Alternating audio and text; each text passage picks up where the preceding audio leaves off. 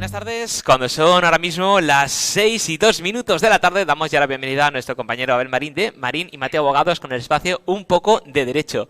Muy buenas tardes, ¿cómo estás? Hola, buenas tardes, José. Encantado de volver a tu programa. Aquí estamos. Y sí, muchas ganas tenía de volver a verte y además hoy tenemos un tema bastante interesante y el cual tenemos que tener mucha cautela, nunca mejor dicho. Pues sí, vengo a hablar de las cautelas que establece la ley hipotecaria en sus artículos 28 y 107. Dices, bueno, que vamos a comentarlas muy por encima, pero lo suficiente para que tu audiencia y nuestra audiencia, cuando se vean inmersos en un proceso de venta de algún inmueble, pues por lo menos intenten recordar esto que hoy voy a decir para decir, ojo, que una vez escuché a un abogado que dijo algo sobre esto, voy a consultar. Ese es mi objetivo siempre, no divulgar de una forma divertida para que las personas pues sepan detectar cuando hay riesgos de algo y eviten los problemas, y ya está, y así nos evitaremos siempre de acudir a un abogado con un problemón, sino ir a un abogado para hacer una consulta y evitar el problema. Estupendo. Bueno, primero el artículo 28 de la ley hipotecaria. ¿Qué dice? Pues dice que en general todas las propiedades que se inscriban en el registro de la propiedad como consecuencia de una herencia se inscribirán, pero estarán como en suspenso, suspendidas la inscripción durante el plazo de 2 años, ¿vale? Y dice, salvo las que sean heredadas por herederos forzosos. Y te voy a recordar un poquito qué son los herederos forzosos. Son los que sí o sí la ley establece como herederos, a falta de testamento, que son los ascendientes, los descendientes y el cónyuge. Hijos y nietos, bisnietos, todos los descendientes, los ascendientes, padres, abuelos, y a falta de esto es el cónyuge, ¿vale? Bien, en estos casos, cuando se hereda del padre, de la madre o de un hijo, o del esposo o esposa, no hay problema, se inscribe y ya está. Pero en el resto de herencias, y hay muchas, en las que se hereda, por ejemplo, de un hermano, porque falleció este hermano sin hijos, o sin padres, ¿de acuerdo? O con padres, pero en el testamento pues dijo, nombro heredero a mi hermano o a mi hermana o a mis sobrinos, muy habitual, herencias de tíos a sobrinos, eso es muy habitual, o simplemente herencias que uno pues deja todo o parte de su patrimonio a un amigo, a su pareja de hecho que no está casado, por lo tanto no es cónyuge, a una organización benéfica, a Médicos Sin Fronteras, a Greenpeace, a quien sea, ¿de acuerdo? A cualquier ONG. Bueno, pues esto ya no son herederos forzosos, ¿vale? Todas esas herencias son legales, se inscriben, pero cautelarmente el registro de la propiedad dice, están suspendidas durante 2 años. ¿Por qué? Pues si aparece algún heredero forzoso, algún heredero legitimario que se haya omitido, que se haya preterido, es el término legal que se utiliza, y reclame esa herencia, ¿no? Es decir, una persona... puede ocurrir más en un hombre que en una mujer, ¿no? Un señor que no sepa que tenga un hijo y lo tiene, pero lo desconoce, ¿no? Y a lo mejor pues fallece, y como fallece sin ningún hijo conocido, pues heredan, por ejemplo, sus hermanos, ¿vale? Puede aparecer ese hijo algún día, ¿no? Bueno, pues por eso se establece esos 2 años de cautela, de suspensión, ¿vale? Entonces, ¿qué pasa? Que el que compra, cuando va a comprar, en el registro de la propiedad, pide una nota simple, y es posible que la propia nota simple del registro de la propiedad diga, ojo, plazo de suspensión 2 años. A lo mejor no lo dice, pero sí que existe, hay notas que pueden no decirlo, pero siempre cuando se vaya al notario, el notario va a advertir que esa suspensión está. Y si queremos vender antes de 2 años, ¿se puede o no se puede? Sí se puede, perfectísimamente se puede. Y preguntarás tú, o los oyentes se preguntarán, bueno, entonces, ¿para qué sirve la cautela? Bueno, sirve porque tú, si compras, a pesar de saber que durante esos 2 años hay una suspensión, si aparece un heredero legítimo, tú ya no podrás pedir indemnización, tú ya no eres comprador de buena fe, tampoco de mala fe, pero un desconocedor no eras, porque el propio registro te estaba diciendo que no te has esperado a ese plazo para verificar si efectivamente esa propiedad es de quien dicen que son y ya no hay forma de echarlo atrás, ¿de acuerdo? Y dices, bueno, pues soy un tercero, puedo venderla, el que compra me puede comprar esa propiedad, sabe que heredé de un tío hace un año y me falta un año y que durante ese año puede aparecer alguien y decir, que el heredero soy yo. No suele ocurrir, pero puede suceder, ¿de acuerdo? Y dices, bueno, y no pasa nada, y se puede vender, y en la mayoría de casos no pasa. ¿Cuál es el problema que se suscita normalmente en este tipo de asuntos? Pues que, como sabes, mucha gente necesita hipoteca para comprar. Claro. Y entonces el banco tiene que hipotecar la propia finca, la propia casa que se compra. Si cuando pedimos un préstamo hipotecario, lo normal es comprar e hipotecar la misma casa que compras. Claro, si está con un plazo de suspensión, ¿se puede hipotecar? Pues la respuesta es la misma que he formulado cuando he preguntado si se puede comprar. Sí, se puede hipotecar. Pero ¿qué pasa si antes de los 2 años aparece un comprador y dice, no, que esa finca no es de quien dice que la ha vendido, es mía? Ajá. Desaparece el dueño, se deshace, se anula esa compraventa y la hipoteca ha volado. El banco pierde su garantía. ¿Pero qué ocurre? Normalmente la hipoteca la llamamos todos, la hipoteca, todo el mundo habla de la hipoteca. La hipoteca no es un negocio jurídico, no es un contrato independiente. La hipoteca no existe por sí sola. Siempre hablamos de hipoteca cuando lo que realmente estamos queriendo decir es préstamo hipotecario. Lo fundamental es el préstamo. La hipoteca es la garantía, es como el respaldo que tiene. Entonces, ¿la hipoteca continúa? No, la hipoteca desaparece, pero el préstamo sigue. Ajá. Ojo, entonces... Detalle importante. Claro, el banco... Puede ser que el banco ya no tenga garantía con la hipoteca, pero el que firmaste y el que te dio el dinero fue a ti. Y tú lo debes. Sí, sí. ¿De acuerdo? Ah, no, yo es que se lo di al comprador. Bueno, si es que el comprador lo cogió y se lo ha gastado y ya no lo tiene y es insolvente contra el... ¿Vale? Ojo, entonces el problema puede ser muy serio. Puede ser muy serio. ¿Qué se suele hacer? Bueno... se suele analizar por la asesoría jurídica del banco y los abogados pues podemos defender con la asesoría jurídica, explicar cómo es esa herencia y decir, bueno, vamos a ver, nunca se puede asegurar 100% que no vaya a aparecer un hijo legitimario por ahí, ¿vale? Que diga, que plantee una demanda de filiación, lo que se conoce como paternidad, ¿no? Y presente unas pruebas de paternidad y diga, ostras, sí, ha aparecido por aquí uno y realmente, o ha aparecido un testamento que no se sabía que era posterior y realmente el heredero no es ese, sino es otro, ¿de acuerdo? Pueden aparecer ese tipo de cuestiones y la asesoría jurídica del banco será la que diga, ¿doy el préstamo o no lo doy? ¿Vale? Lo que a veces hace es una cosa mixta, dice, bueno, vamos a ver, estas personas que venden heredaron hace un año, falta un año para completar la eficacia total de esa inscripción. Bueno, pues vamos a ver, le concedemos el préstamo, hemos visto la documentación, puede pasar, pero es probable, pero altamente improbable.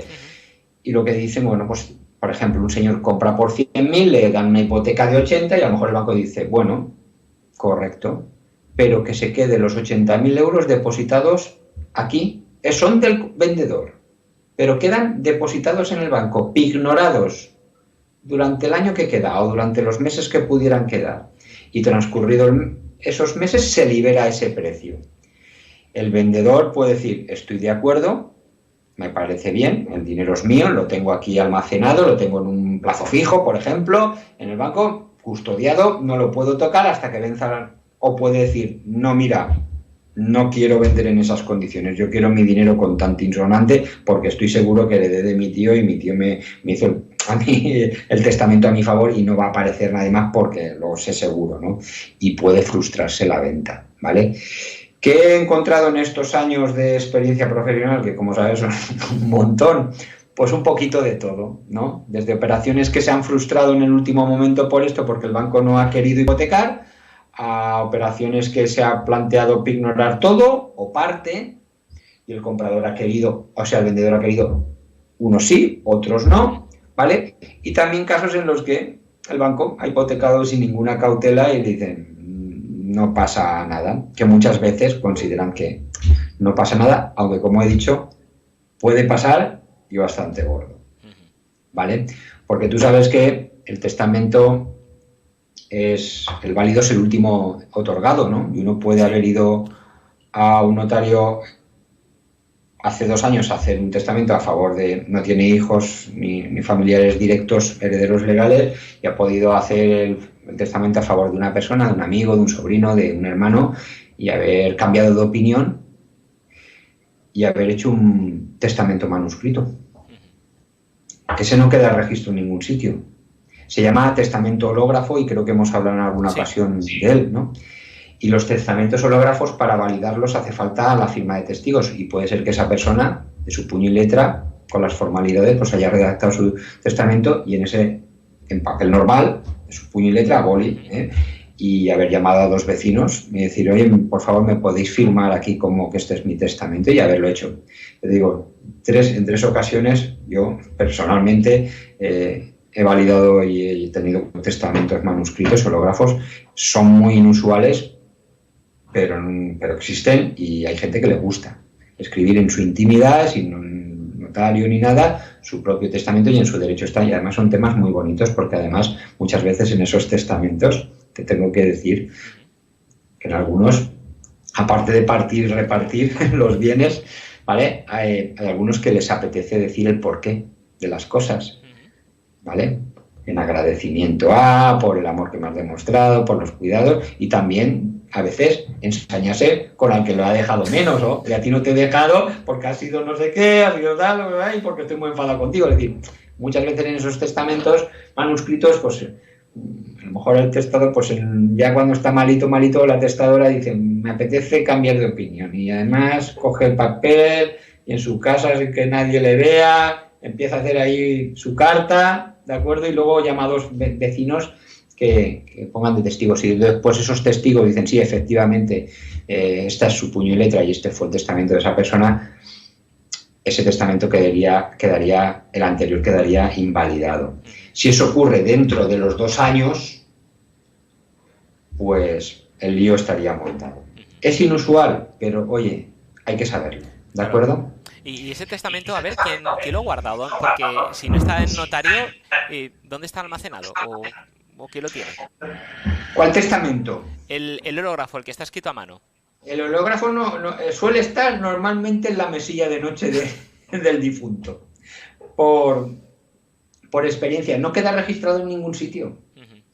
Solo suele ser, bueno, salvo que alguien, o sea, suele estar en tu propio en el domicilio del que lo ha hecho, o a lo mejor se lo ha dado a una persona, a un amigo o a un familiar que está nombrado en el testamento. Oye, a uno de sus sobrinos, mira, este es el testamento del tío o de la tía, ¿vale? Toma, guárdalo tú y cuando yo fallezca, pues lo sacas, ¿vale? O a un amigo, o normalmente yo me los he encontrado, en estos casos, pues que aparecen en casa, ¿vale? Porque a lo mejor el testador dijo, oye, pues si cuando me pasa algo, mirar en la mesilla, mirar en el escritorio, mirar en una caja verde que he dejado en el armario, que ahí están las escrituras del piso y mi testamento, y luego te encuentras esto. Me encontré una vez un caso también de un testamento hológrafo que desapareció. Que estaba el sobre, pero dentro no había nada. Vaya. Porque al parecer, nunca se sabe quién lo sacó de ahí, pero todo indica que fueron los 2 hijos que quedaron desfavorecidos, que cuando lo leyeron dijeron, esto no nos conviene, y lo hicieron desaparecer. Vale, esa es mi opinión, pero nunca lo sabremos. Ni yo, ni nadie, salvo los que lo hicieron. Y otro, bueno, pues hemos explicado esa cautela de 2 años de suspensión en el tema de las herencias cuando no son herederos forzosos, que repito son los descendientes, los ascendientes y el cónyuge. Y también hay otros supuestos de suspensión de inscripciones, que cuando tengamos que vender algo también tenemos que tener precaución. Y es el típico caso de las tierras o de las casas de los pueblos, del mundo rural donde no hay escrituras, ¿no? Típico caso, ¿no? De que decir, bueno, sí, aquí venimos al pueblo, a la casa del pueblo, pero es que no hay escrituras, ¿vale? Eso se pueden inscribir por 2 procedimientos, el doble titulación o el expediente de dominio, que es judicial, y voy a hablar de la doble titulación, que es el artículo 205 de la ley hipotecaria.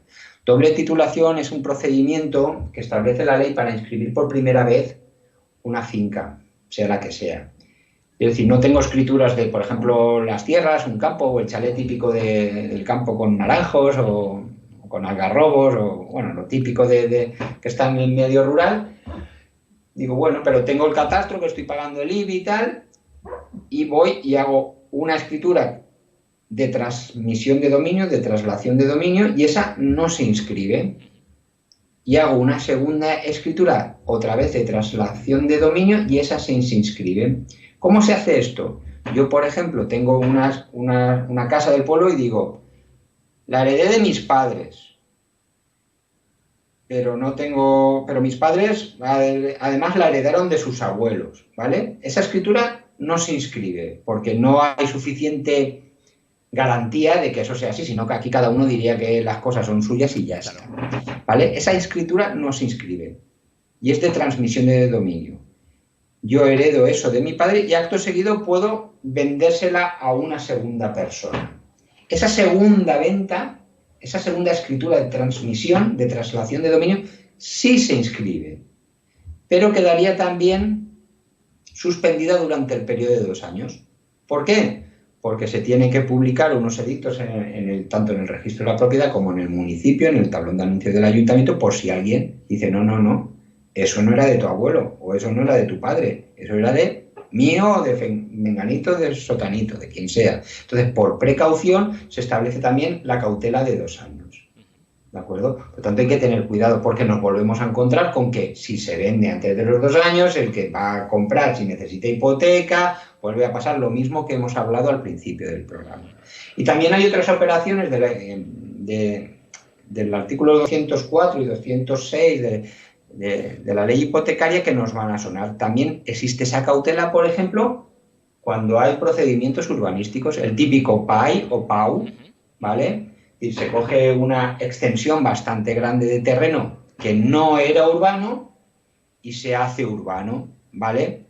Y claro, ahí se montan unos follones enormes, que a veces duran años, porque hay gente que tiene escrituras, otros no. Hay gente que ha heredado, durante los procesos de urbanización a veces hay gente que fallece, hay inmuebles embargados que se subastan, porque claro, como son extensiones bastante grandes, que a lo mejor en un PAI o en un PAU, en un programa de actuación urbanística, pues a lo mejor hay 500 propietarios, ¿vale? Ahí te encuentras de todo. Y al final todos esos propietarios se reparcela todo y a cada uno le toca su parcela porque concreto donde se edifica nueva. Tú tenías un campo de vides o de olivos o de cereal o de lo que sea y muy grande y ahora te toca 1000 metros para construir un edificio, ¿vale?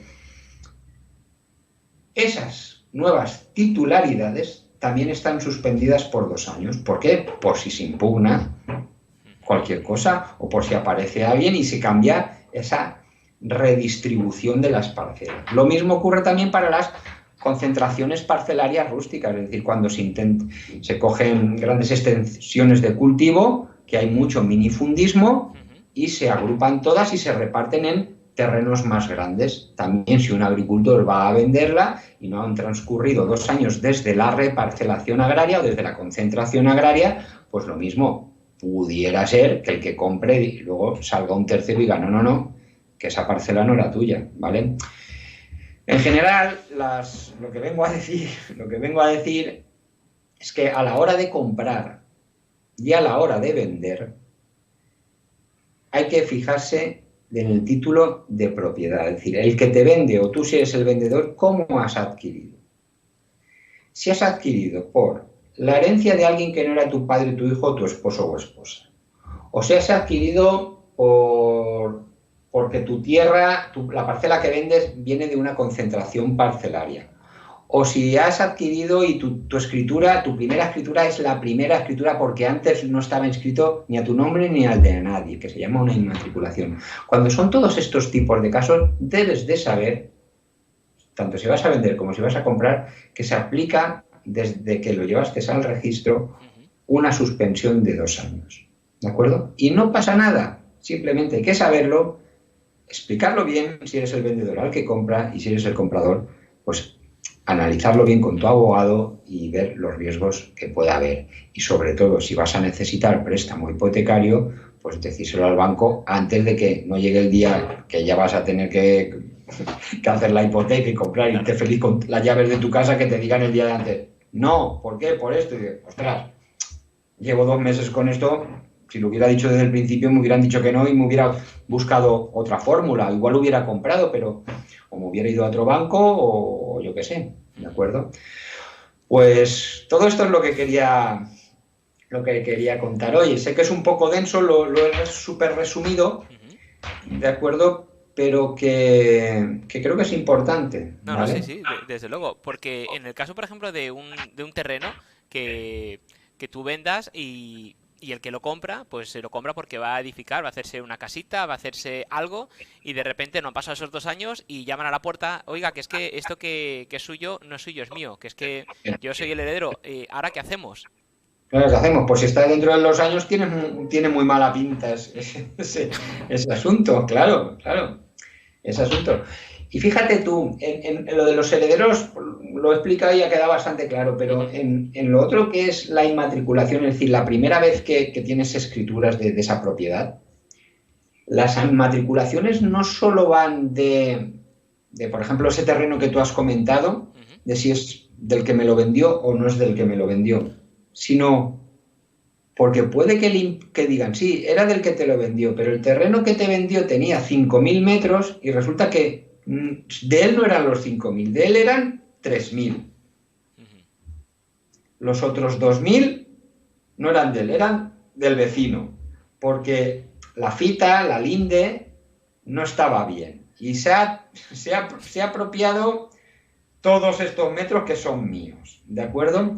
Eso es lo que se dice una inscripción parcial. Y podría ser que dijeran, inscribo de forma eficaz 3.000 metros a nombre de fulanito, pero los otros 2.000 que no estaban anteriormente, que los inmatriculamos por primera vez, esos 2.000 metros sí que están pendientes de esa suspensión, ¿de acuerdo? Y tenemos un problema igual. A veces ocurre que tú ya te has hecho tu casa ahí. Claro. O dice, justamente donde tenía la piscina, ahora dice que no era del que me la ha vendido. ¿Qué hacemos ahí? Bueno, pues ahí se montan follones muy importantes, ¿de acuerdo? Y normalmente cuando se montan follones importantes se suelen solucionar con la billetera. Sí. Es decir, que cuestan mucho dinero. Por lo tanto, como sabes, siempre mi voluntad es usar el derecho de forma preventiva mejor que paliativa, ¿vale? Igual que la medicina, mejor prevenir que curar.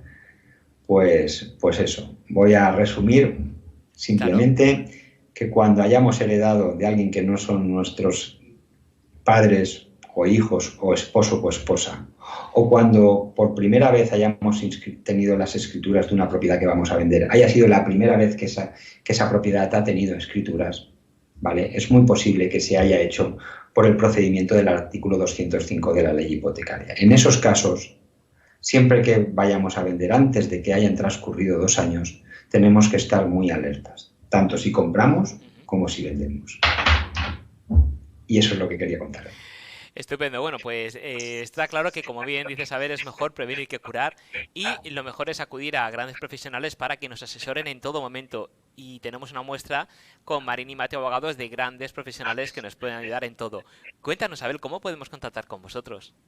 Pues como sabes, de la forma que más me gusta que contacten con nosotros es mediante nuestra página web, que es muy fácil, es marinimateoabogados.com o marinimateoabogados.es, como quieran, o escriben simplemente en el buscador Marín y Mateo, abogados, que seguro que les salimos nosotros, y ahí verán que pueden contactarnos por email, por el formulario de consulta o llamándonos al 96 320 28 76.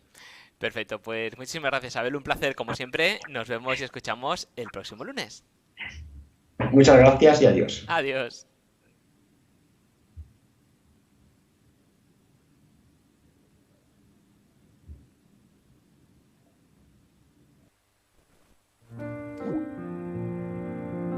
Seguimos, recordad que a las 7 tendremos el espacio de redes y tecnología con David Arraez.